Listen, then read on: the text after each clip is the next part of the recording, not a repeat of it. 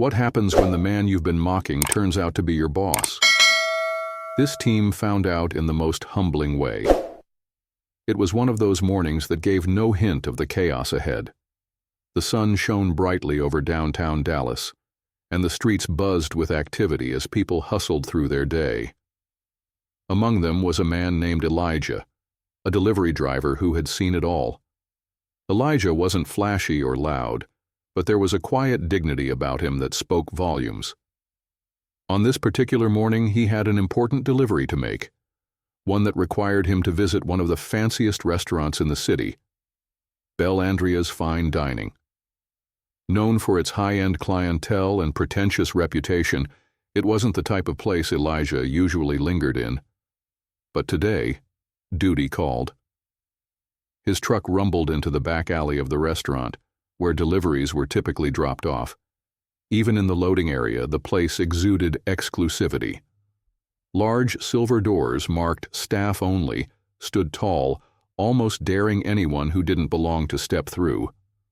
Elijah grabbed the invoice clipboard, slid his gloves on, and carefully stacked the boxes of organic produce and specialty seafood onto his dolly. As Elijah approached the entrance, he heard faint laughter from inside.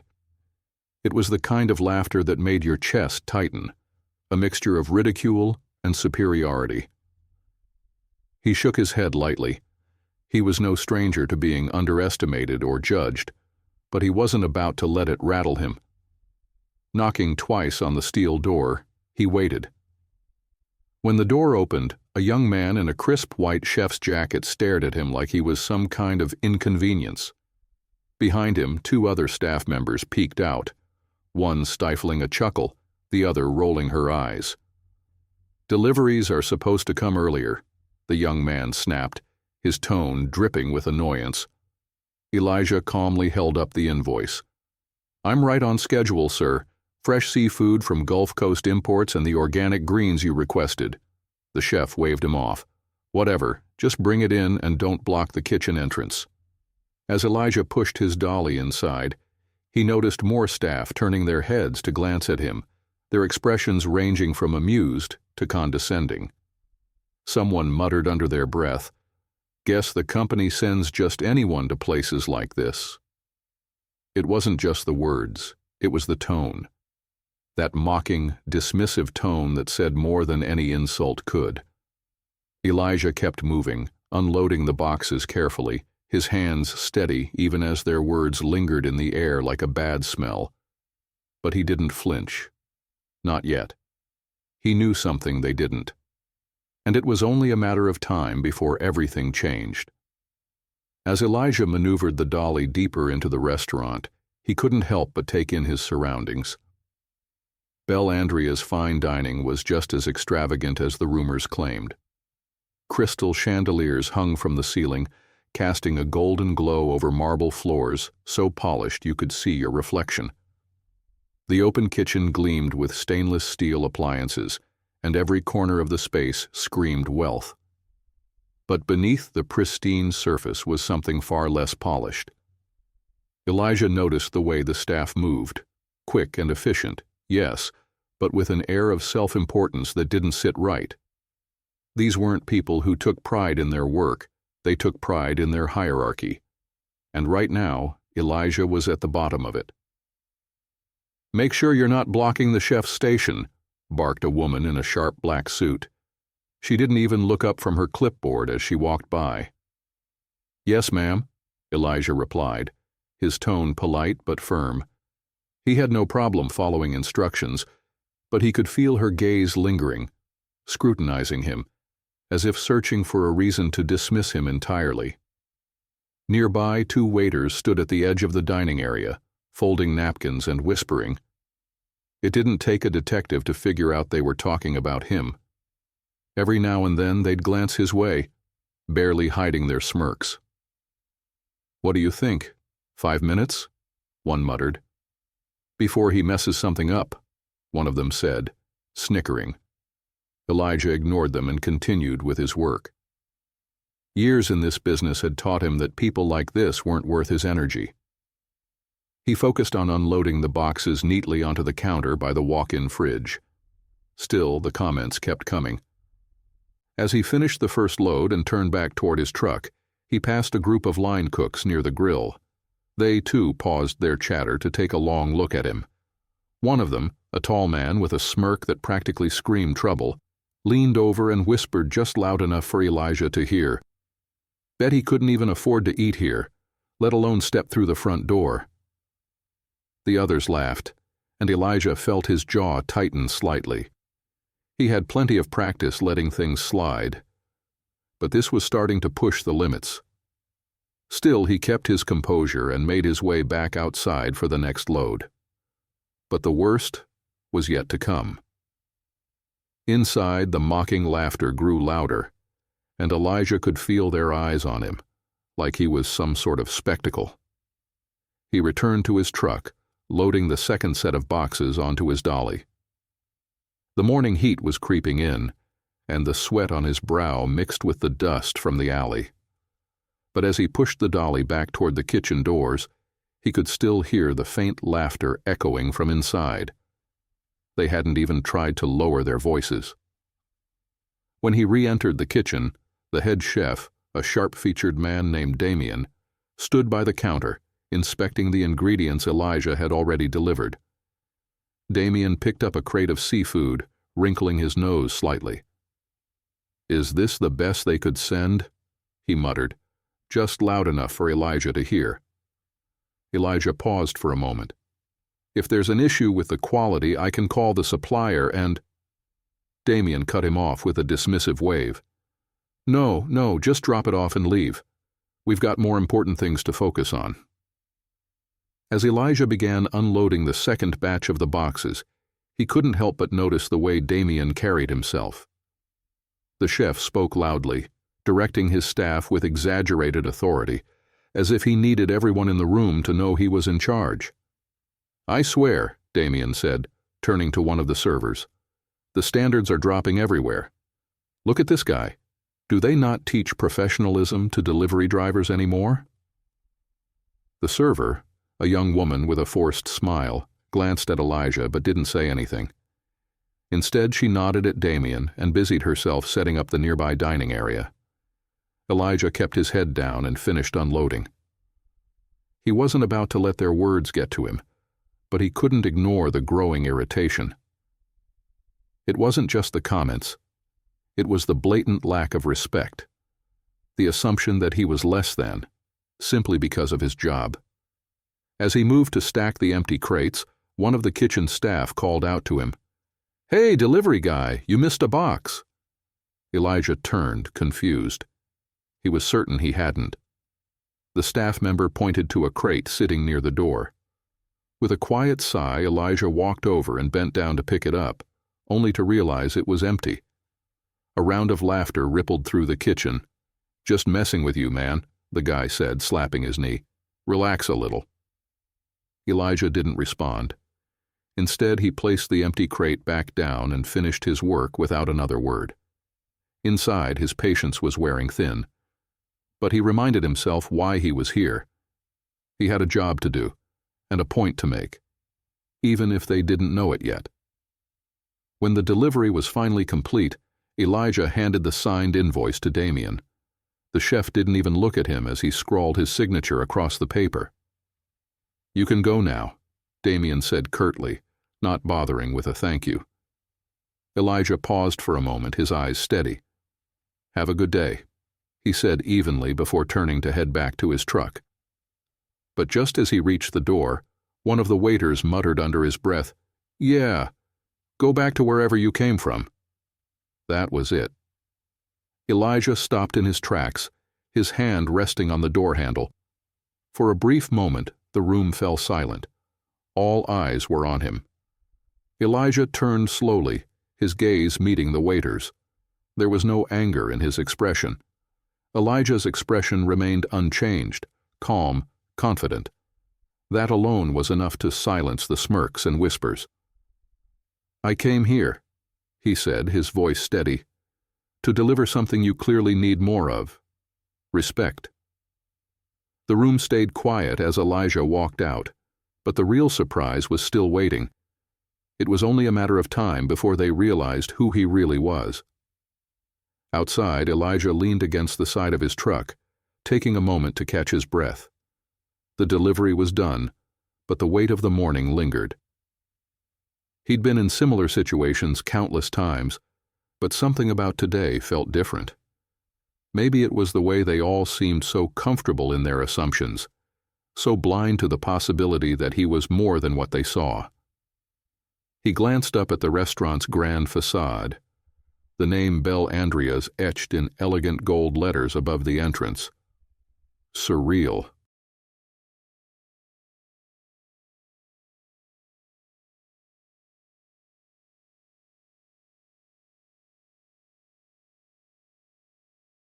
Just a few weeks ago, he had signed the final papers that made him the owner of this place, a bold step in his growing empire of fine dining establishments.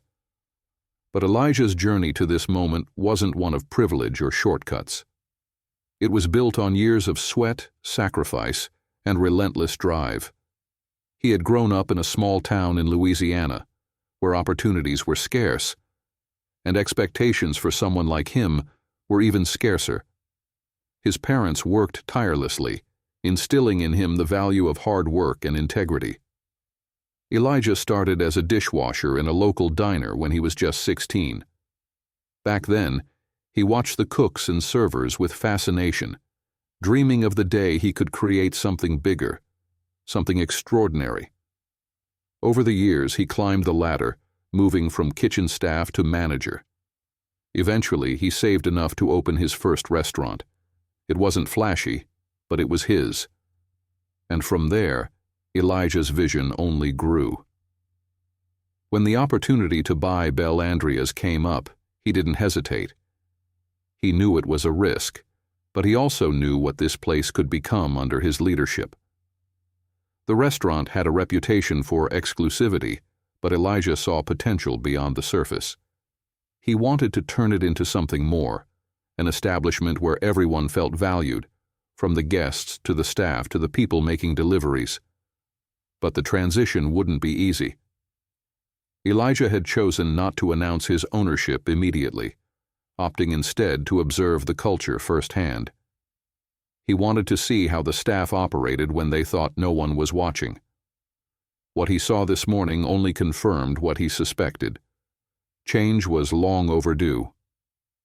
Climbing back into his truck, Elijah made a few notes on his tablet, preparing for the meeting he had scheduled with the staff later that afternoon.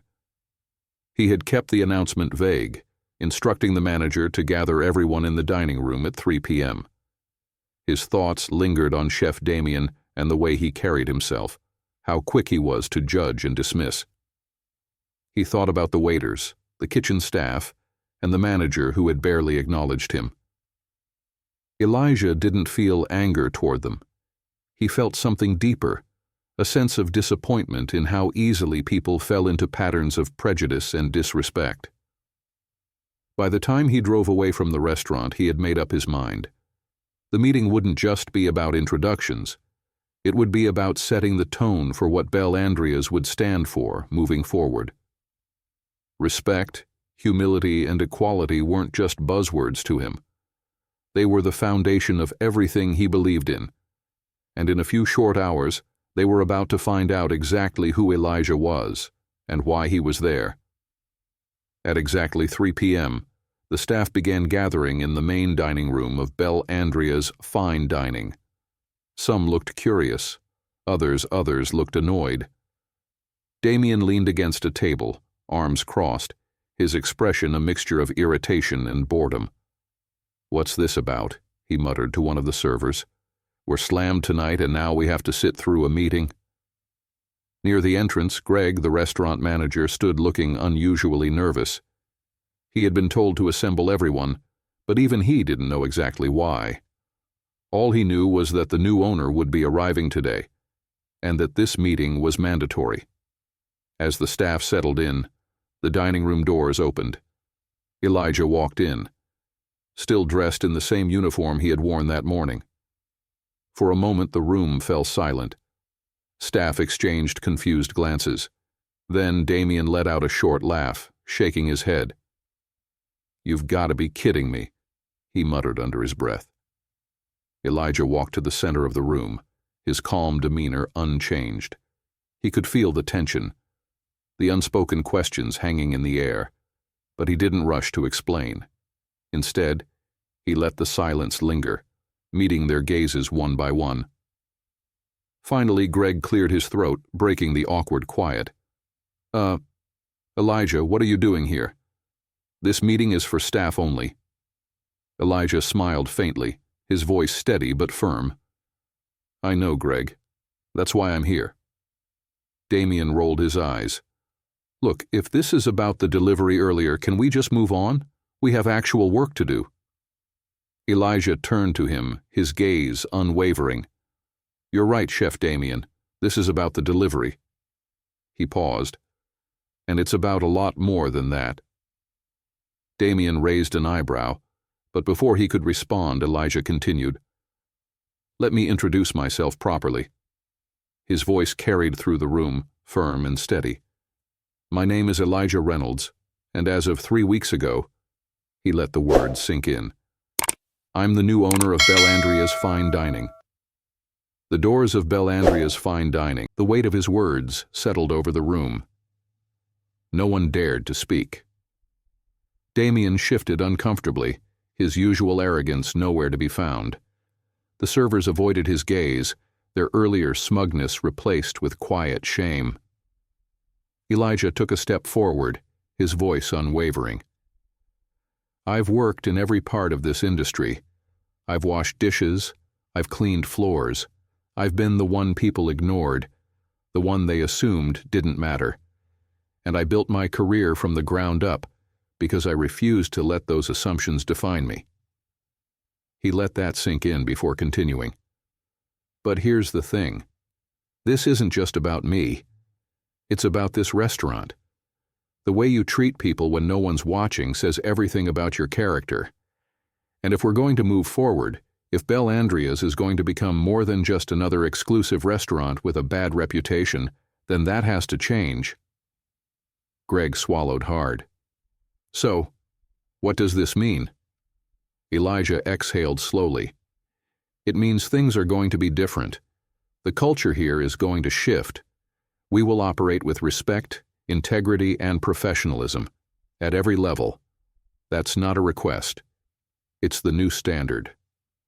The room remained still, the gravity of his words sinking in. Then Elijah glanced at Damien. "I'm not here to fire anyone today," he said plainly. "But I am here to make one thing clear. If you can't meet this standard, you don't belong here." Damien nodded, still too stunned to speak. Elijah looked around once more, then stepped back. "Now," he said, his tone lighter, "I suggest we all get to work. We have a dinner service to prepare." With that, he turned and walked away, leaving behind a team that for the first time truly understood the man they had underestimated. The weight of his words filled the space, pressing down on each person in the room. No one dared to challenge him, not because of fear, but because they knew he was right. Greg cleared his throat. "Understood, sir." Elijah nodded. "Good, because this